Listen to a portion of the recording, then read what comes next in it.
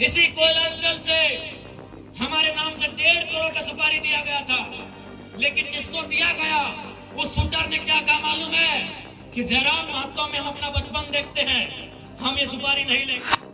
तुम करोड़ों का ठेका लेते हो, तुम अरबों का ठेका लेते हो, और हमारे लोग विदेशों में 12,000 की नौकरी के लिए मर जा रहे हैं। इसीलिए मेरा बोली है कि मार देंगे, फाड़ देंगे, और जरूरत पड़ा तो कबाड़ देंगे, झारखंड की धरती से कबाड़ देंगे। कंट्रोल कर रहे हैं अपनी आक्रामकता में, नहीं तो लाठी लेके हमको तो लगता है कि कभी कभी कहे कि अरे विधायक की संसदी छोड़ो, लाट लो और इनको बजाओ। इतना छेचेंगे तुम लोग को, इतना छेचेंगे कहीं भाग नहीं पाओगे। हाँ, बनाएंगे झारखंड को, 1970-80 का झारखंड बनाएंगे, जब आप सब पेट में 1 नंबर करते थे। बनाएंगे झारखंड को, 1970-80 का झारखंड। हाँ, मैं याद है वो इतिहास कि एक ऑफिसर को हमारे बाप दादा ने पारासनाथ का ढोलकट्टा पहाड़ चढ़ाया था, वो साला आज तक नहीं मिला। कहाँ गए? नहीं जाओगे, नहीं निकलोगे बाहर, नहीं जाओगे। अरे तुम्हारी परछाई 24 घंटा साथ नहीं देती है, ये पुलिस का ठिकाना है। एकदम इस बार मुकाबला हर पार का होगा, क्योंकि हमने खून पी रहे हैं। साला झारखंड बनाने के बाद हम लोग खून पी रहे हैं, खून के आंसू रो रहे हैं। बेशरम प्रबंधन वालों, यहाँ दामाद बना के उनको रखे हो जिनका बाबूजी का 1 बित्ता जमीन नहीं गया। तो गेट बंदी करने का काम करेंगे, और याद रखिए गेट बंदी में अगर कोई लाठीचार्ज हुआ, अगर सीआईएसएफ ने लाठीचार्ज किया, झारखंड पुलिस ने लाठीचार्ज किया, तो हम सीआईएसएफ से झगड़ा नहीं करेंगे, हम झारखंड पुलिस से झगड़ा नहीं करेंगे। हम जो भी अफसर अब अंदर में बैठे हैं, बाहर अगर निकल गए तो खदेड़ के मार देंगे।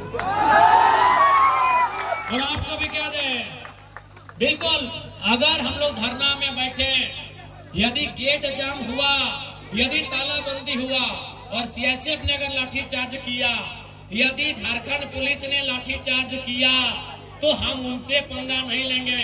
उसकी लाठी में जितना जोर है वो चलाए, अगर हमारे शरीर में सहने की क्षमता है तो सहेंगे, लेकिन एक भी अफसर अगर गेट से बाहर निकल गया तो गाड़ देंगे। ये भी हम लोग एक भी अफसर बाहर निकल गया, एक भी अफसर अगर बाहर में मिल गया तो उसके साथ वही सलूक करेंगे जो सलूक हमारे साथ किया जाएगा। क्या आपकी भुजाओं में ताकत रही कि नहीं रही? मेरे झारखंड के लोगों, आपके बाजुओं में वो ताकत है या नहीं है? अगर है तो अपनी ताकत को आजमाइए, अपनी ताकत को परखिए, क्योंकि लड़ाई यार पार की है। अब हमें नहीं लगता है मांगने से अधिकार मिलेगा। अरे मांगने से मनचाहा भीख नहीं मिलता है, सवाल अधिकार का है। मांगने से मनचाहा भीख नहीं मिलता है, सवाल अधिकार का है। लड़ना होगा, भिड़ना होगा और सामने वाले को कबाड़ना होगा। अगर मेरा बात भड़काऊ लगे तो मेरा साथ छोड़ दीजिए, मुझे कोई हक नहीं आपको भड़काने का।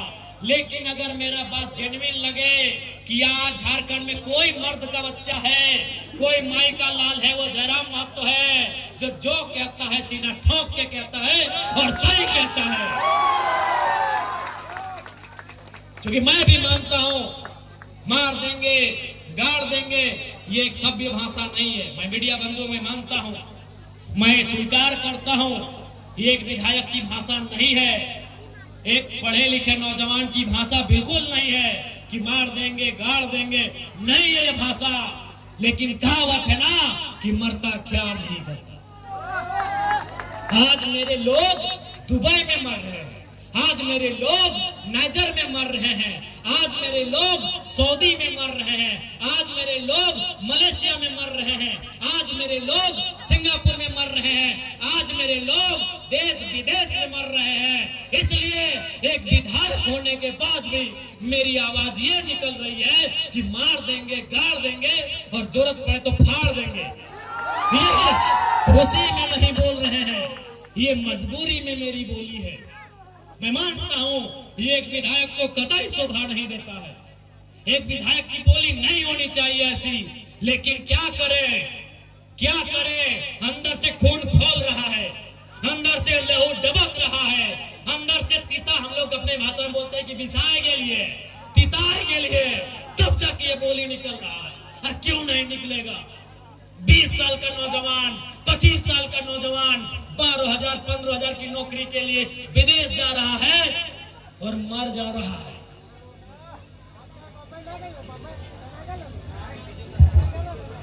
मर जा रहा है। 25 साल का नौजवान जो 50 लड़के मरे विदेशों में और प्रदेशों में, पिछले 9 महीना में जो 50 भाई मर गए, उनकी उम्र 22 साल से 35 साल के बीच है। किसी का 4 महीना का बच्चा है। अरे कोई तो ऐसा है कि 4 महीना पहले शादी हुआ, एक भी बच्चा नहीं है, वो बेचारा विदेश में मर गया। इसलिए इस विधायक की बोली ऐसी है, तुम करोड़ों का ठेका लेते हो, तुम अरबों का ठेका लेते हो और हमारे लोग विदेशों में 12,000 की नौकरी के लिए मर जा रहे हैं। इसीलिए मेरा बोली है कि मार देंगे, फाड़ देंगे और जरूरत पड़ा तो कबाड़ देंगे, झारखंड की धरती से कबाड़ देंगे।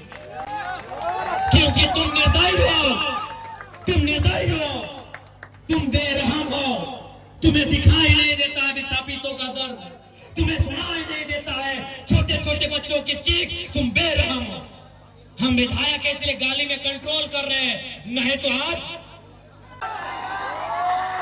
तुम्हें दिखाई नहीं देता है रेतों की पीड़ा, इनका आंसू, इनका तकलीफ। आज रेतों के बच्चे प्रदेशों में हैं, विस्थापितों के बच्चे विदेशों में हैं, और क्या 12,000 15,000 की नौकरी के लिए मर जा रहे, बुरी तरह मर जा रहे हैं। शरीर देखने लायक नहीं होता है जब वो आता है। मां इनकार कर देती है हल्दी देने से। अरे मरने के बाद हमारा नियम है हल्दी देना, मां इनकार कर देती है, हल्दी नहीं देंगे बॉडी में। पत्नी देख नहीं पाती है शरीर को। इसलिए सुन लो डीवीसी वालों, इस बार अगर धोखाधड़ी हुआ तो भाड़ में जाए विधायकी। हम याद करेंगे उस इतिहास को, हम बनाएंगे वही माहौल। तुमको जो कबाड़ना है कबाड़ो, हम वो माहौल फिर बनाएंगे। 70 वाला माहौल बनाएंगे, 80 वाला माहौल बनाएंगे, बिल्कुल बनाएंगे। हमारे लोग दुख से मर रहे हैं विदेशों में और तुम एक करोड़ों का ठेका लेते हो। बेशर्मी की हद कर दी है। तुम बेरहम हो, निर्दयी हो, तुम क्रूर हो, तुम अहंकारी हो। जिन्होंने जमीन दिया आज वे नौकरी नहीं करेंगे, नौकरी को बेच रहे हो, दलाली कर रहे हो। इसलिए हम बनाएंगे झारखंड को 1970-80 के दौर वाला, जब अफसर लोग पैंट में 1 नंबर करता था। हम बनाएंगे उस दौर को। हाँ, तुम्हारा सामना करेंगे, हाँ मारेंगे तुम लोग को। लट से मारना होगा लट से मारेंगे, मुक्का से मारना होगा मुक्के से मारेंगे। क्योंकि तुम लातों की भूतों बातों से नहीं मान रहे हो। तुम याद करो बेशर्मो 1991 की वार्ता को, याद करो डीवीसी के बेशर्मो, बेरहमो, याद करो 1991 की वार्ता को। क्या हुई थी वार्ता? बेरहम लोगों, तुमने नहीं माना वार्ता को। हम ठेका लिए रिजर्वेशन बनने का, हमने ठेका लिया है, पटक के मारेंगे, एकदम मारेंगे। तुम्हारे बच्चे हमारे बच्चे क्या हैं? भिखमंगे। तुम्हारी बीबी अच्छी साड़ी पहनेगी, तुम्हारे बच्चे महंगे स्कूलों में जाएंगे और सालों हम भीख मांगेंगे। तुम गद्दार हो, तुम बेरहम हो, तुम घमंडी हो। तुमने नहीं माना है 1991 की वार्ता को, जो विनोद बाबू के नेतृत्व में हुआ था। तुमने नहीं माना है उस वार्ता को जो रेतों के नेतृत्व में हुआ था। आज 35 साल बीत गए, आज 35 साल बीतने को है उस वार्ता को। इसलिए अब हम भी राजा हरिश्चंद्र बनने का जिम्मा नहीं लिए हैं, हम भी बुद्ध बनने का ठेका नहीं लिए हैं। हम चंडाल बनना होगा, चंडाल बनेंगे और आपको इस बात सबक सिखाएंगे। देखते हैं कौन डीसी कितनी देर मदद करता है, देखते हैं कौन एसपी आपकी मदद करता है, अरे देखते हैं कौन थानेदार मदद करता है। नहीं जाओगे, नहीं निकलोगे बाहर, नहीं जाओगे। अरे तुम्हारी परछाई 24 घंटा साथ नहीं देती है, ये पुलिस का ठिकाना है। एकदम इस बार मुकाबला आर पार का होगा, क्योंकि हमने खून पी रहे हैं। साला झारखंड बनाने के बाद हम लोग खून पी रहे हैं, खून के आंसू रो रहे हैं। बेशरम प्रबंधन वालों, यहाँ दामाद बना के उनको रखे हो जिनका बाबूजी का 1 बित्ता जमीन नहीं गया। यहाँ दामाद उनको बना के रखे हो जिनका बाप का 1 बित्ता जमीन नहीं गया है, जिनका जमीन गया, जिनका घर गया, जिनका परिवार उजड़ा, वह भीख मांगेंगे। इसलिए भीख नहीं मांगेंगे, अब अपना निवाला छीन के लेंगे। जरूरत पड़े तो गर्दन में अपने हलक के नीचे से छीन के निकालेंगे।